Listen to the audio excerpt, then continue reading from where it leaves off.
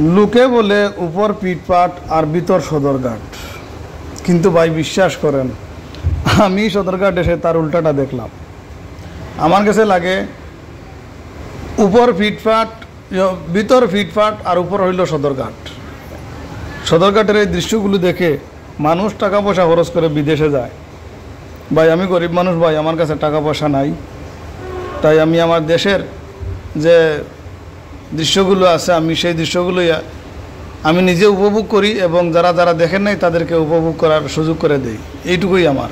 আর আমি একজন ভ্রমণপ্রেমিক মানুষ, টাকা পয়সার কারণে, অভাবের কারণে গরিব হিসাবে বিদেশে যাইতে পারি না, ভালো একটা মোবাইলও নাই, সেজন্য মনে করেন নিজের দেশেই নিজে একটু ঘুরে ফিরে দেখি, নিজের দেশের দৃশ্যগুলো একটু উপভোগ করি। অবশ্যই সদরঘাট আসবেন, আপনারা দেখবেন। সদরঘাট মানেই যেন নদীর বুকে এক আলাদা জগৎ। এখানে দাঁড়ালে চোখে পড়ে সারি সারি লঞ্চ, প্রতিটি যেন বেসে থাকা কোনো রাজপ্রাসাদ।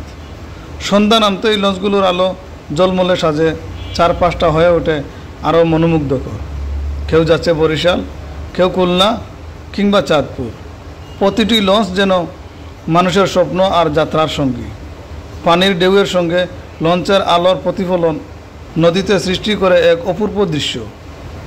যাত্রীপরা ডেকে হাসি, আনন্দ, চায়ের কাপ হাতে গল্পের আসর, সব মিলিয়ে সদরঘাটের লঞ্চগুলো শুধু পরিবহনের মাধ্যম নয়, বরং নদীপথের এক অনন্য সৌন্দর্যের প্রতিচ্ছবি। সদরঘাট ও তার সুন্দরতার বর্ণনা পাই আমি কি দিব। ঢাকার প্রাণকেন্দ্রে বুড়িগঙ্গার তীরে অবস্থিত সদরঘাট যেন এক অনন্য ইতিহাসের সাক্ষী। সকাল থেকে রাত পর্যন্ত এখানে লঞ্চ, নৌকা আর মানুষের ভিড়ে তৈরি হয় এক ভিন্ন রঙের দৃশ্য। ভোরবেলায় সূর্যের আলো নদীর পানিতে ঝলমল করে ওঠে, চারপাশে ভেসে আসে চায়ের কাপে ভেজা ধোঁয়া আর মানুষের কোলাহল। নদীর বুকে নৌকার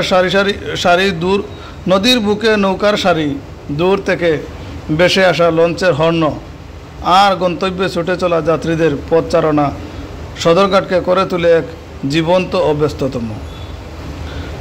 তবে এর ভিড়ের মাঝেও লুকিয়ে আছে এক অদ্ভুত সৌন্দর্য।